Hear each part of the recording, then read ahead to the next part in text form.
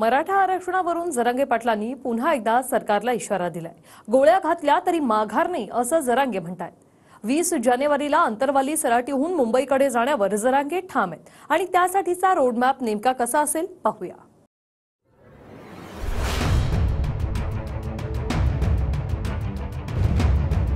यांनी हल्लोबी तिकडे यांच्या सरकारनं गोळ्या बी घातल्या तरी आरक्षण घातल्याशिवाय मी मागे सरकत नाही।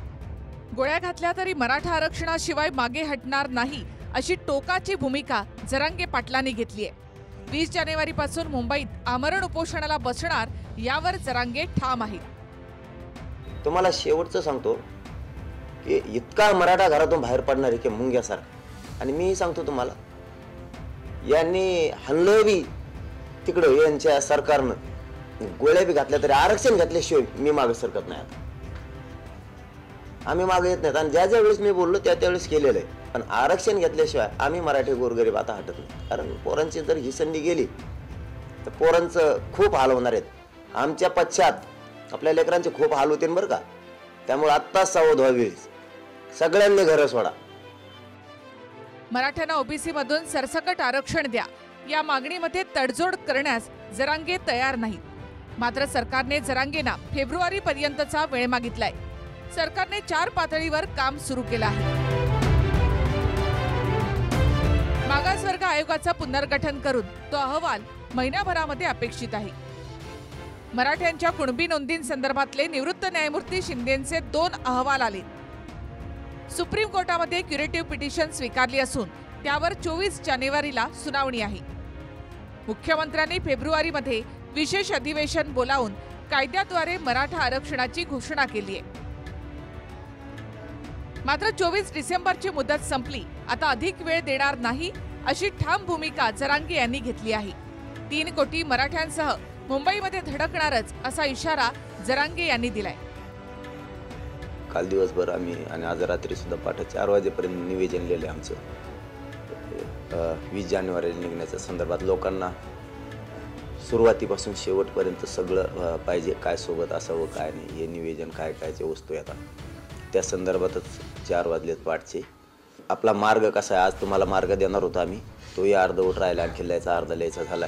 तो मार्गही आम्ही उद्याच्या प्रेसमध्ये देणार। आम्ही म्हणजे उद्याच्याला आपण सकाळी 10 वाजता महत्त्वाची पत्रकार परिषद घेऊन सगळी माहिती उद्याच्याला तुम्हाला आम्ही देत होतात। आपण बघत असाल रोज आपण तुमच्याच माध्यमातून तुम्ही दाखवतात आणि सध्या सरकार समिती एकदम अति वेगानं काम चालू आहे। काल सुप्रीम कोर्टात सुद्धा आपले दाखल झालेले क्युरेटिव्ह मार्फत। म्हणून मला वाटतं की लवकरात लवकर कसं आरक्षण मिळेल याच्यासाठी शासन प्रयत्न करत आहे। मुदत वाढवून देण्यासंदर्भात नुकतेच 2 मंत्री जरांगे यांना भेटले।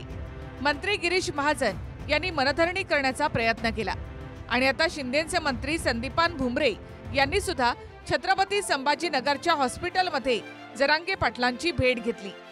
पण मुंबईमध्ये शेवटचं आंदोलन करणार असा एल्गार पुकारून जरांगेंनी मराठ्यांना एकवटण्याचं आवाहन केलंय।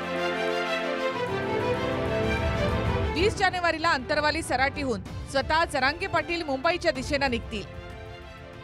ट्रॅक्टर, ट्रक आणि इतर वाहनांनी मराठे मुंबईच्या दिशेने मार्गक्रमण करतील। जवळपास 10 लाख वाहनं मुंबईमध्ये येण्याची शक्यता आहे। गाड्यांच्या डिझेलचा खर्च गावकरी एकत्र मिळून करतील। खाण्यापिण्याच्या वस्तू, पीठ, डाळी, तिखट मिठापासून सर्व साधन सामग्री सोबत असेल। त्यामुळे आता मराठ्यांना रोखू नका आणि नाराजी सुद्धा ओढवून घेऊ नका असं आवाहन जरांगे यांनी गृहमंत्र्यांना केलंय। एवढीच पुन्हा आज एकदा विनंती आहे गृहमंत्री देवेंद्र फडणवीस साहेबाला की विनाकारण तुम्ही गुन्हे दाखल करू खोटे तुमच्या पोलिसांच्या मार्फत मराठा समाजाची नाराजी तुमच्या अंगावर ओढून घेऊ नका। मी 4 वेळेस सांगितलं आतापर्यंत, ही 5वी वेळ आहे तुम्हाला सांगायची। आता तुम्ही नाराजी ओढून घेऊ नका, त्याचं एकट्याचं ऐकून तुम्ही मराठ्यांची नाराजी आणि रोष तुमच्या अंगावर घेऊ नका आणि खोटे गुन्हे दाखल करायला लावू नका। कोणालाही कोणाचं ट्रॅक्टर कोणत्याही पोलिसांना अडवायला लावू नका, हे आमची तुम्हाला पुन्हा एकदा विनंती। जरांगे यांना मुंबईमध्ये येण्याची वेळच येणार नाही असा विश्वास मुख्यमंत्री शिंदे आणि फडणवीस व्यक्त करतायत। त्याचवेळी जरांगे मुंबईतल्या आमरण उपोषणासंदर्भात पुढच्या 12 तासात पूर्ण रोडमॅपच जाहीर करणार आहेत. Bureau report, TV9 Marathi.